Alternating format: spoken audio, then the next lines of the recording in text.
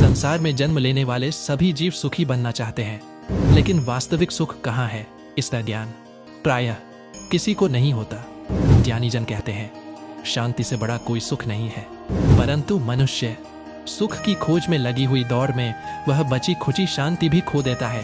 आइए एक उद्योगपति की कहानी के माध्यम से इसे समझते हैं। ऐसी शॉर्ट स्टोरी सुनने जुड़े रहिए फेथ बुक ऑनलाइन से।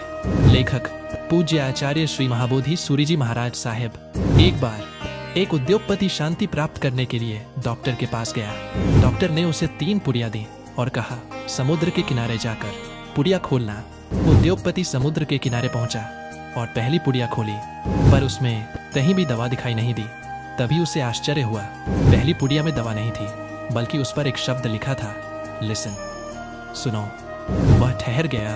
पहली बार उसने सचमुच लहरों को सुना, हवा को सुना और अपने भीतर की आवाज को सुना। फिर उसने दूसरी पुड़िया खोली, उस पर लिखा था, लीव इट, छोड़ दो।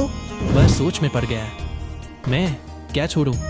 तभी भीतर से एक आवाज आई, अपनी गलत धारणाएं छोड़ो, अपने गलत विकल्प छोड़ो और वह तृष्णा छोड़ो जो वर्षों से तुम्हारी अंतरात्मा की शांति को खाए जा रही है। उसकी आंखों से आंसू बहने लगे। उसे अपनी ही बनाई हुई भ्रांतियां याद आने लगी।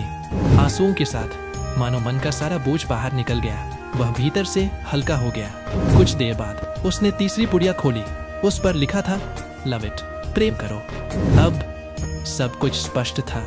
वह समझ गया, अपने अंतरात्मा से जुड़कर संसार के सभी जीवों से, बल्कि पूरे विश्व से प्रेम करो।